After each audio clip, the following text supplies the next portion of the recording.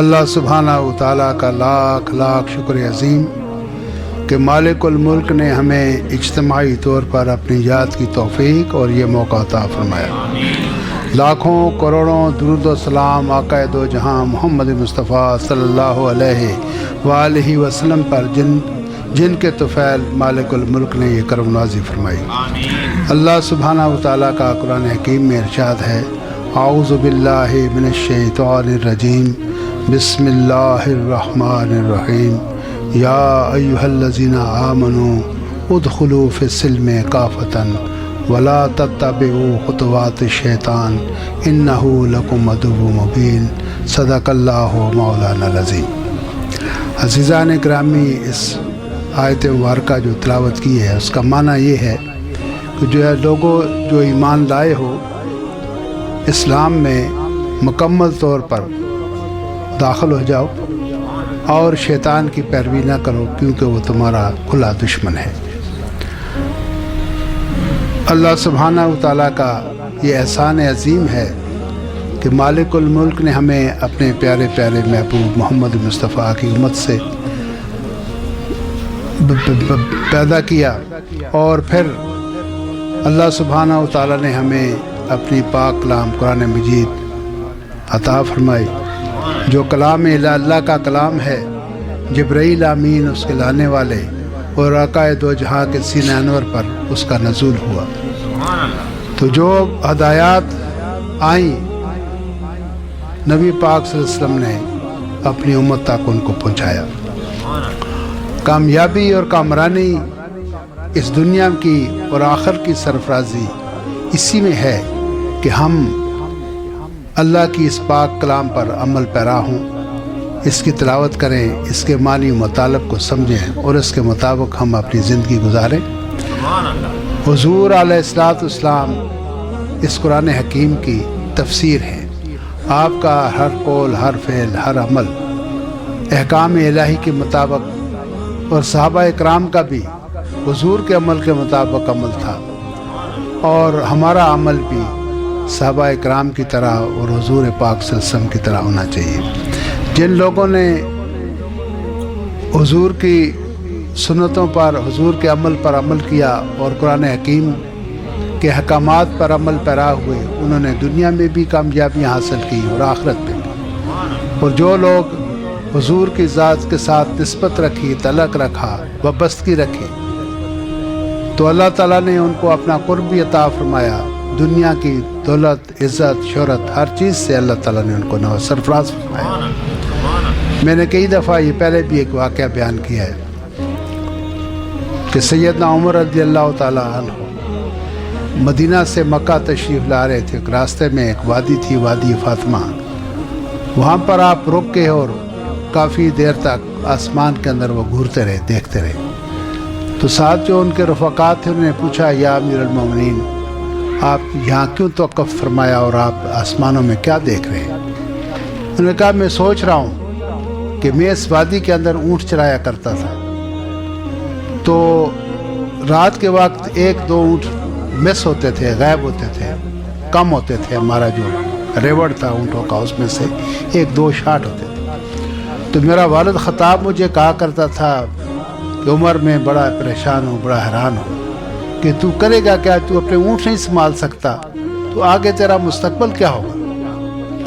تو جس وقت میں نے آقا دو جہاں کی غلامی اختیار کی، حضور سے نسبت اختیار کی، اور آج نیل کے ساحل سے لے کر کاشغر تک میری حکومت، یہ سب کرم آقا دو جہاں کی نسبت تھا اور آپ کی غلامی کا، آپ کی صحبت کا، آپ کی مجلس کا یہ اثر۔ اور آج بڑا ایک عظیم دن ہے، کیونکہ آج سیدنا ابوبکر صدیق رضی اللہ تعالیٰ عنہ کا یوم وصال ہے، اور چونکہ وہ حضور کے انتہائی قریب، جیسے تمام علماء بیان کرتے ہیں کہ میں نے سب کا حق ادا کر دیا لیکن میں صدیق اکبر کا حق ادا نہیں کر سکا، ہے نہیں، اللہ تعالیٰ اس کو اجر دے گا۔ اور ہمارا جو سلسلہ نقشبندیہ ہے یہ بھی سیدنا ابوبکر صدیق سے جا کے ملتا ہے۔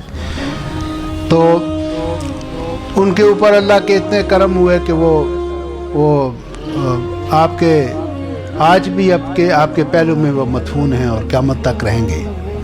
اور جب بھی یہ کل جمعہ ہے آپ لوگ سب نماز پڑھیں گے، جب تک ان لوگوں کا نام نہ لیا جائے خطبہ میں تو وہ خطبہ بھی مکمل نہیں ہوتا ہے جی۔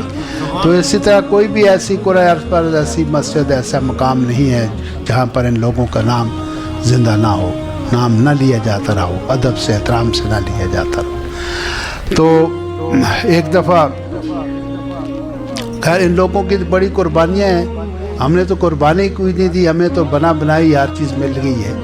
تو ان لوگوں نے تو بڑا تپتے ریتوں پر لٹایا گیا اور ان کو طرح طرح کی اذیتیں اور تکلیفیں دی گئی، اور سیدنا ابوبکر جس نے ایمان لائے تو ان کو تو مار مار کے ان کا لہو لہان کر دیا اور ان کو بڑی اذیتیں دی، بڑی تکلیفیں دی۔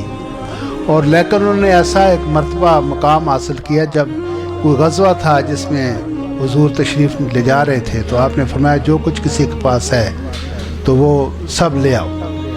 تو تمام صحابہ نے اپنا اپنا مال جمع کرایا۔ اس دوران سیدنا جبرائیل امین کی حاضری ہوئی تو انہوں نے ایک بھوری کا لباس سے بے تن کیا ہوا تھا۔ تو حضور نے پوچھا جبرائیل یہ کیا معاملہ ہے کہ آج تو نے یہ لباس کیسا پہنا ہے؟ میں کہا یا رسول اللہ کیونکہ آج ابوبکر صدیق نے یہ لباس پہنا ہے اور تمام عرش کے مکین جو تھے سب نے یہی لباس پہنا، کیونکہ ان کے پاس جو کچھ تھا انہوں نے دربار رسالت میں پیش کر دیا، تو خود ایک بوری کا وہ کانٹوں سے سی کر ایک بوری کا لباس اپنے زیب تن کر لیا۔ ان لوگوں کی قربانیاں بھی تو ایسی تھیں تو جن کو نہ احاطہ تحریر میں لایا ہی نہیں جا سکتا، بیان ہی نہیں کیا جا سکتا کہ انہوں نے کچھ نہیں کیا۔ تو عزیزان گرامی، ہمارے پاس یہ بہت بڑا اللہ کا احسان جو اللہ تعالیٰ نے ہمیں یہ قرآن حکیم عطا فرمایا۔ جس طرح اللہ تعالیٰ نے قرآن پاک کو مکمل فرمایا تو اللہ نے حکم دیا کہ میں نے تمہارے دین کو مکمل کر دیا اور تمہارے لیے میں نے دین اسلام کو پسند کیا ہے جی۔ اور یہ جو آدم علیہ السلام سے لے کے خاتم نبیین تک جو سلسلہ ہدایت جاری تھا وہ آقا دو جہاں پر وہاں نبوت بھی آگا ختم ہوگی، خاتم النبیین ہو گئے، اور جو ہدایات کا سلسلہ تھا وہ بھی آ کے قرآن کریم کی شکل میں مکمل ہو گیا۔ تو ہمیں قیامت تک یہ رہے گا، اور کوئی بھی ایسا مسئلہ نہیں ہے جس کو آپ دنیا میں دیکھتے ہوں، اور جب آپ قرآن پاک کی طرف رجوع کریں گے تو آپ کو وہاں سے گائیڈ لائن آپ کو رہبری رہنمائی وہاں سے مل جائے گی۔